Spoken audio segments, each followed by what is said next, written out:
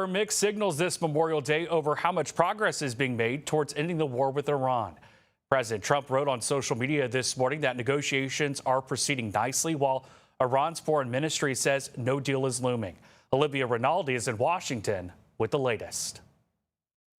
After laying a wreath at the tomb of the unknown soldier to mark Memorial Day, President Trump recalled the 13 U.S. service members who died in Operation Epic Fury. These incredible men and women gave their lives to ensure that the world's #1 state sponsor of terror will never have a nuclear weapon.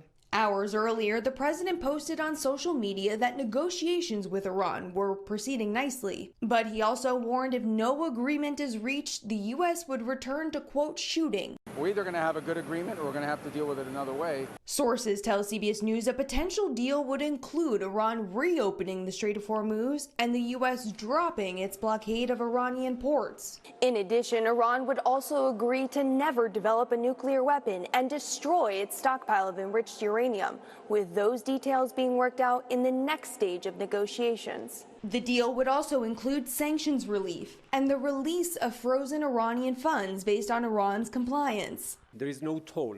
Iran acknowledged the two sides have reached consensus on a number of points, but stressed that the proposal under discussion does not include immediate concessions on the nuclear issue. There does seem to be a lot of back and forth between the two sides on precisely the nature of the restrictions on the nuclear program and the amount of money, essentially, that Iran will get from the United States if they abide by those restrictions. President Trump also posted Monday that any deal should include a requirement for several additional Middle Eastern countries to join the Abraham Accords and normalize relations with Israel. It comes as hostilities continued in Lebanon Monday between Israel and Iran's proxy group Hezbollah.